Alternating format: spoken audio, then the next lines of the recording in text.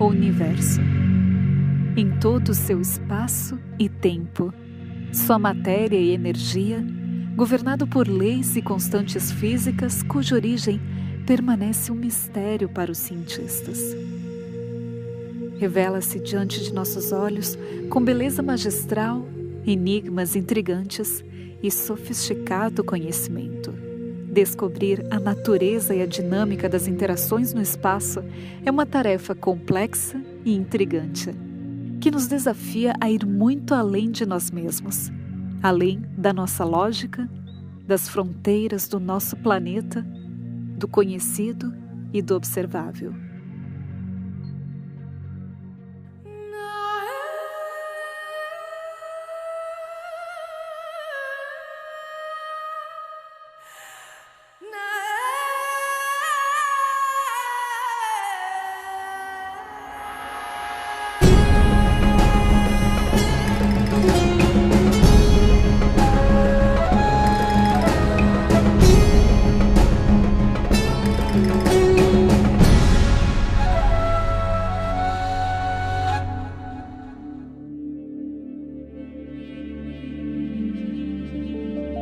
O que aconteceria se pudéssemos viajar na velocidade da luz?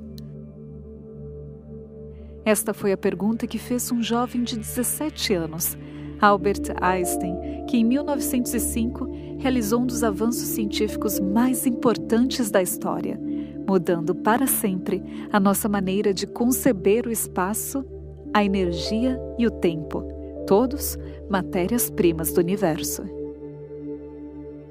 Com a teoria da relatividade especial, a humanidade entendeu que o que até então havia tomado como uma constante, o tempo, na realidade, era uma variável. Não apenas ele, mas também o espaço, e ambos dependiam em uma nova conjunção espaço-tempo da velocidade. Assim, ao enfrentarmos o imensurável macrocosmo, já não existe tempo sem espaço, nem espaço sem tempo.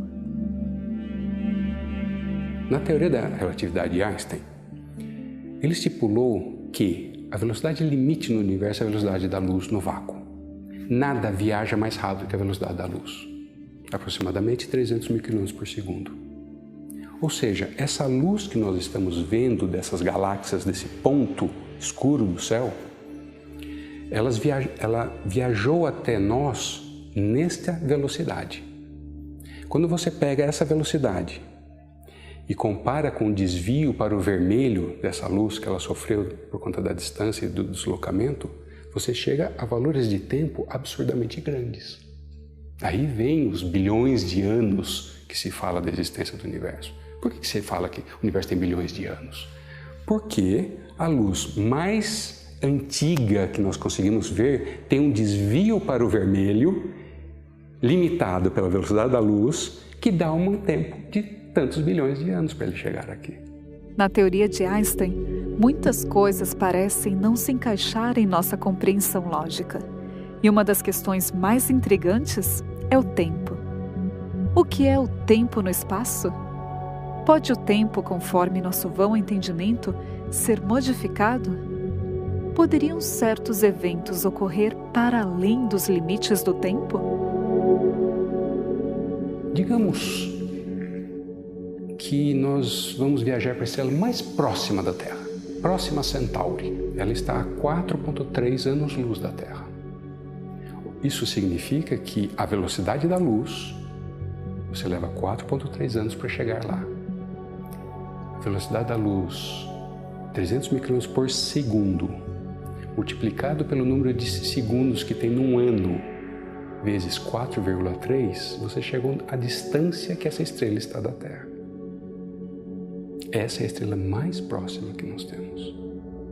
Se você viajar à velocidade da luz até a Próxima Centauri, por exemplo, digamos que você consiga chegar a uma velocidade de 99,9%. Coisas muito estranhas vão acontecer. Você levará, se não chegou a 100%, né? Digamos que você leve, vou chutar alguns números. Digamos que você leve 5, 6 anos. Quando você conseguir voltar à Terra, 10 anos depois, para você, na Terra terá passado algumas centenas ou talvez milhares de anos, por algo previsto na teoria da relatividade de Einstein. O tempo é relativo.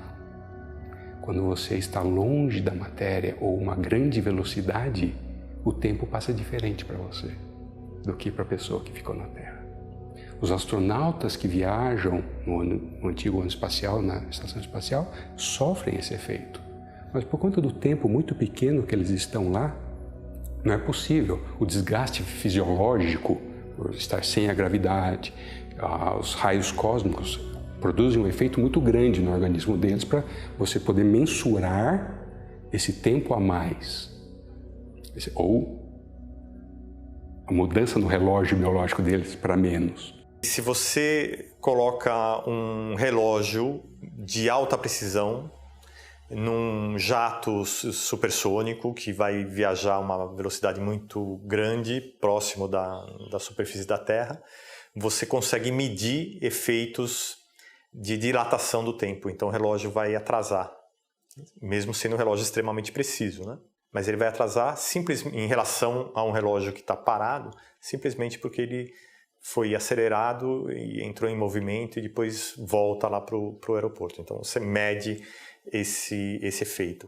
O seu GPS, ele usa correções da relatividade geral para poder te dar a posição exata de onde você está na superfície da Terra. Porque o satélite está longe da Terra e é uma velocidade alta. E ele já precisa ter essa correção. E o GPS, ele funciona com sinais que são emitidos para ele se comunicar com satélites que giram em torno da Terra. Esses satélites estão viajando a uma velocidade muito alta e, portanto, eles sofrem efeitos relativísticos por causa da alta velocidade. Então, o tempo do relógio de cada um desses satélites passa de forma diferente. Eles não, né, se você sincronizou os relógios num certo momento, quando você colocou eles dentro do satélite, eles não estão mais sincronizados porque eles estão em movimento. Agora, o sinal que é mandado do seu celular para o satélite e depois volta para o celular, para eles se comunicarem, e entre os satélites também, você precisa saber exatamente em que instante o sinal foi emitido do seu celular e voltou para o seu celular, ou foi emitido pelo satélite e voltou para o satélite. Você precisa saber quanto tempo demorou. É dessa forma que ele mede a distância até o seu celular e, sabendo a distância de diferentes satélites, você determina a posição do seu celular. Se você não faz a correção relativística, o erro na posição do celular ia ser muito grande. O GPS precisa dessa correção da relatividade para poder te dar a precisão necessária para você. Então veja, algo que às vezes parece ficção científica ou coisa de cientista maluco, já é presente na sua vida cotidiana. Você tem talvez no seu bolso, no seu celular isso.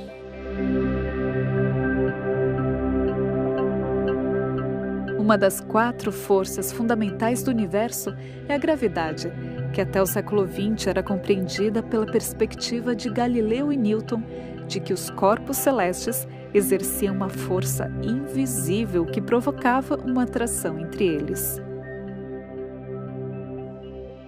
Para estender a sua teoria de relatividade para a gravidade, em 1915, Einstein reformulou o próprio conceito do espaço-tempo proposto em 1905, tornando ainda mais sofisticado. Outro aspecto importante introduzido pela teoria da relatividade geral é a ideia de que a matéria e a energia transformam o espaço-tempo, curvando-o. E a gravidade nada mais é que o reflexo desta curvatura. A humanidade tem se beneficiado muito do estudo da geometria. Um dos grandes contribuidores da antiguidade para organizar o que se sabia sobre geometria foi Euclides. E ele tentou resumir toda a geometria a 5 postulados. Mas o 5º postulado era mais complicado que os outros. Isso despertou curiosidade nos filósofos durante séculos. Depois dessa revolução científica, que as pessoas começaram a se aprofundar mais no estudo da matemática para entender a natureza, aprenderam novos métodos matemáticos graças ao trabalho de Newton e de Leibniz, com a descoberta do cálculo diferencial integral. Isso nos habilitou a resolver aqueles problemas antigos lá de geometria. E o quinto postulado de Euclides também, as pessoas se debruçaram, várias pessoas estudaram isso. Uma delas foi Gauss, um dos maiores matemáticos de todos os tempos. E eles descobriram que o quinto postulado ele é diferente dos outros. Ele poderia ser retirado do grupo, do conjunto de postulados. Nós ainda teríamos geometria, mas uma geometria muito mais ampla, que permite muitas outras possibilidades, inclusive espaços curvos. Gauss estudou essas coisas. Teve um aluno dele também, orientando, que resolveu achar uma forma matemática mais elegante, mais concisa de descrever essas coisas, esses tipos de espaços que estavam vindo à tona. Esse aluno foi Riemann. O Riemann desenvolveu os conceitos matemáticos básicos para a gente lidar axiomaticamente e praticamente com esses espaços. Com isso, no século seguinte, Albert Einstein, mas não só ele, também Hilbert, por exemplo, usando esses instrumentos matemáticos, eles viram que podiam aplicar isso para o universo. Isso é relatividade geral. A geometria não é mais uma geometria euclidiana, mas uma geometria de Riemann, que já existia essa proposta de geometria do espaço curvo, que é para explicar, por exemplo, a geometria da superfície de uma bola, de uma esfera, em que um triângulo, a soma dos ângulos internos de um triângulo na geometria euclidiana é 180. Quando você desenha esse triângulo na superfície de uma esfera, a soma dos ângulos não é mais 180. Então, a geometria é diferente. É a geometria de espaços curvos. Isso os matemáticos já tinham formulado isso. Einstein usa isso para generalizar a teoria da relatividade. E aí ele percebe que pode aplicar isso para explicar a gravitação. So Einstein described gravity as being the curvature of space-time. He said that massive objects create curvature in space, they create a dimple in space, and that other objects react to that curvature as if they felt a force of attraction. Então, para Einstein, não existe nenhuma força inerente aos corpos celestes que provoque atração entre eles. Um corpo em movimento só segue para frente pelo caminho mais reto, e num espaço-tempo curvo, o caminho mais reto é uma curva. Quando o artigo As Equações de Campo da Gravitação de Einstein foi apresentado na Academia Prussiana de Ciências, a gravidade deixou de ser vista como uma força de atração entre os corpos e passou a ser compreendida como uma consequência da deformação do espaço-tempo provocada pela massa dos objetos. Nasceu uma nova compreensão do universo. Common analogy that's used to describe the curvature of space is you can imagine all of space being like a big rubber sheet or a trampoline. This is the sort of analogy that Einstein used to describe what his theory of general relativity was all about. So if you imagine all of space as being a giant rubber sheet or trampoline, if you put a weight in the middle, it would cause space to curve. There would be a dimple created by that weight.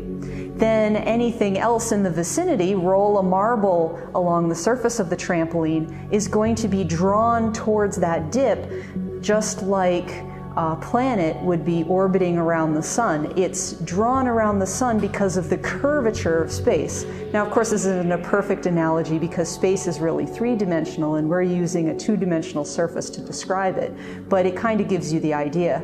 A presença da matéria, de acordo com a cosmologia de Einstein, deforma o espaço-tempo e faz com que a trajetória das partículas mude em direção a esse centro gravitacional.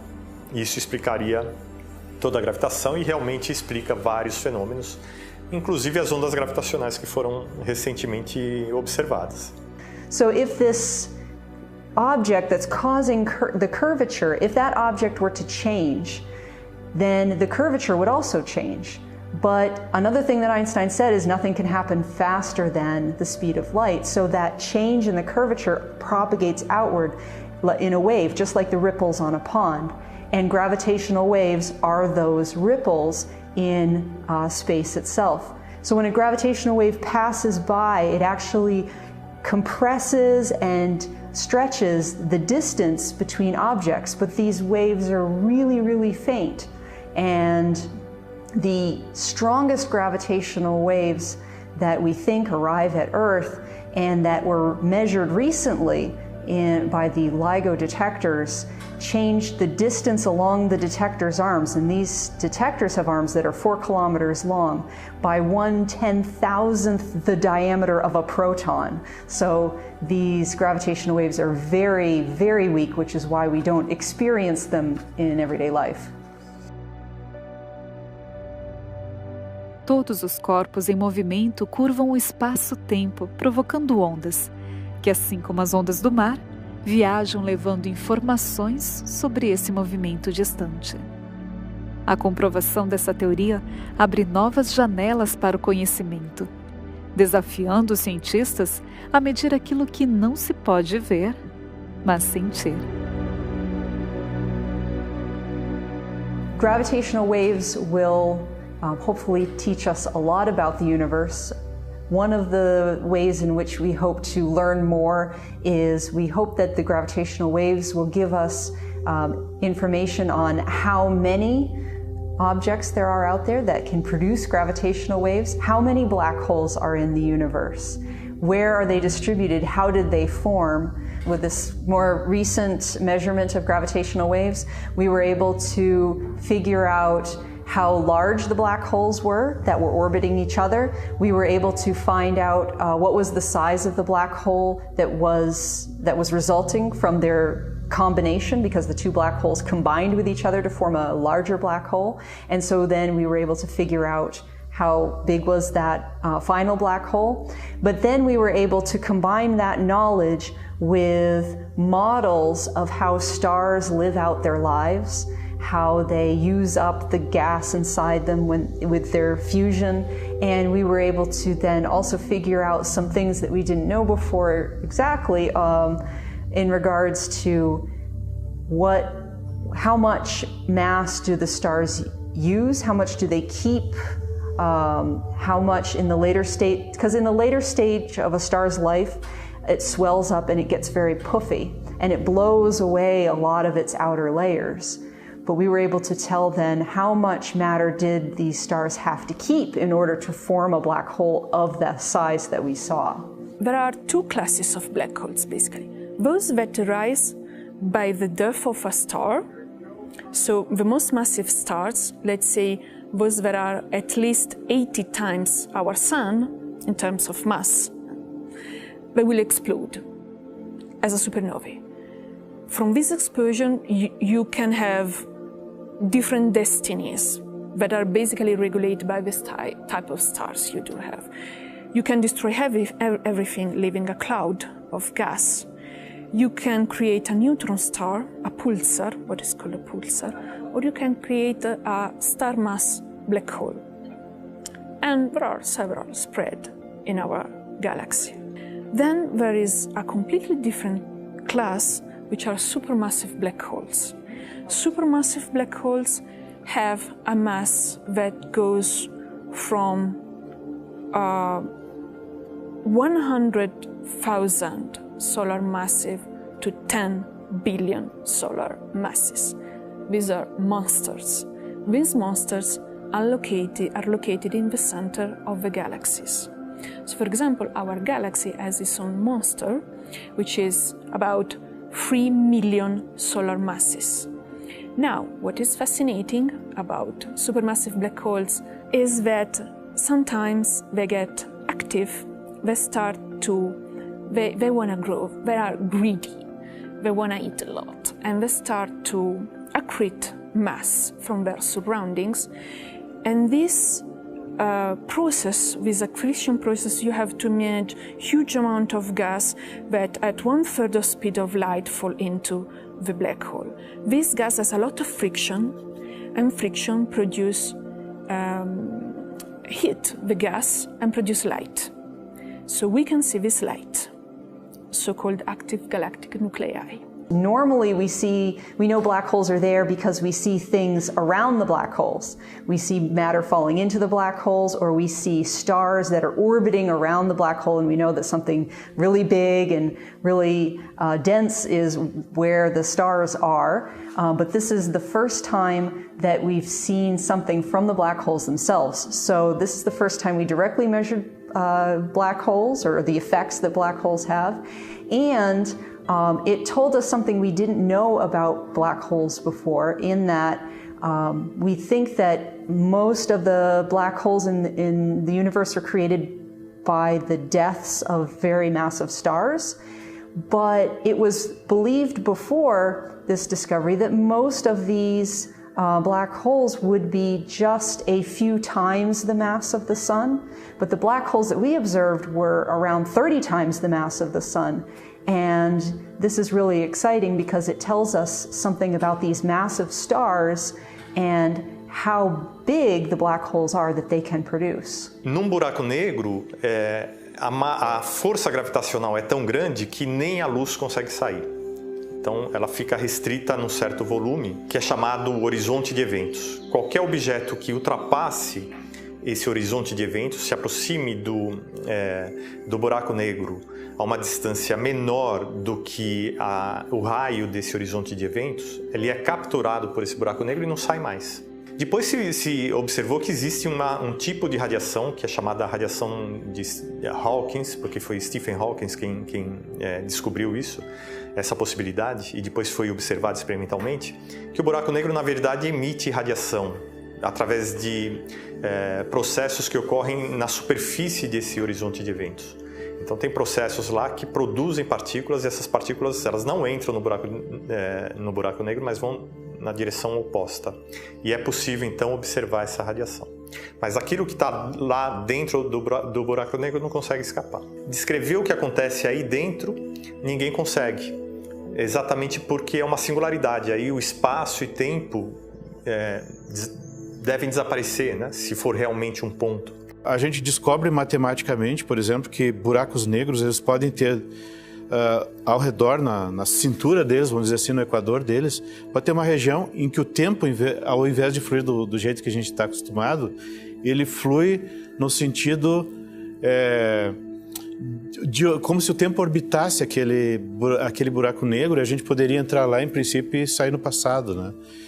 Sem entrar no buraco negro, só na borda. Mas como funciona isso? São possibilidades matemáticas que a gente depois descobre evidências físicas. E a gente encontra fenômenos que às vezes desafiam também a nossa compreensão das coisas.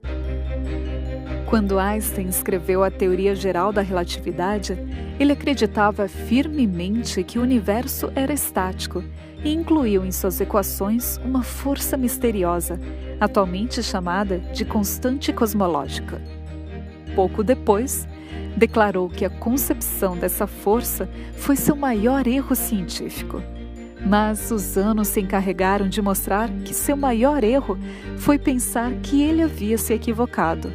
A constante, que originalmente foi concebida para provar que o universo estava imóvel, acabou explicando em 1998 que o universo está se expandindo, como bem notou Edwin Hubble em 1929, ao perceber que as galáxias estavam se separando entre si. Hoje, sabemos não apenas que o universo está se expandindo, mas também que a velocidade dessa expansão nem sempre foi constante. Ela está acelerando, mas o que significa esta aceleração? E quais as consequências ou implicações que poderia ter? Hoy en día sabemos que la mayor parte de la materia está en una forma desconocida para nosotros. Lo llamamos materia oscura. No está en nuestros laboratorios, no lo vemos en nuestros laboratorios, lo vemos porque podemos mirar hacia afuera y medir cosas como los movimientos de los objetos, la atracción entre ellos. Y ahora sabemos que hay materia que no entendemos, que se llama materia oscura, y que es mucho más que la materia normal que conocemos.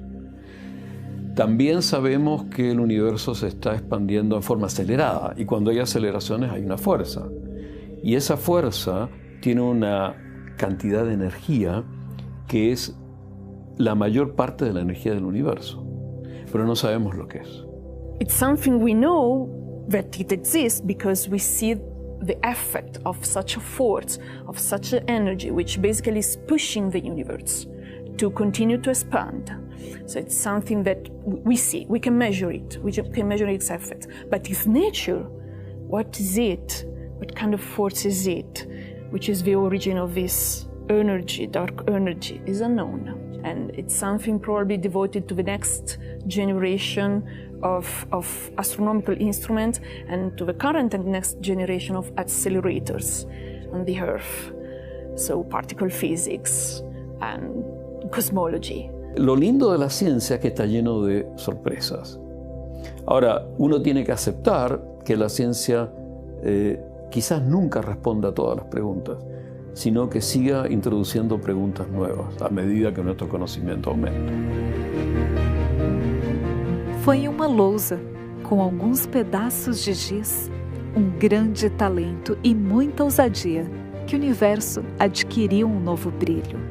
E ainda mais desafiador. Seria necessário um século e computadores modernos para comprovar a teoria de alguém que pareceu estar à frente de seu tempo. A escuridão, que parecia vazia e sem relevância, foi quebrada da mesma forma que os raios de luz rasgam o obscuro fundo estelar, pela lógica e a capacidade de ver e crer naquilo que é imperceptível aos olhos. Isso, que desperta o medo em alguns, é um aspecto essencial aos que estão abertos a tudo, em permanente observação e avaliação, que veem mais além, mais acima, mais abaixo e mais profundo do que a maioria, com a determinação inalterável de alcançar o conhecimento, avançando mais além das vãs explicações, desafiando constantemente o pré-estabelecido e crendo firmemente no que está por vir. Afinal, como disse Isaac Newton ao admirar a disposição e harmonia do universo, o que sabemos é uma gota, o que ignoramos é um oceano.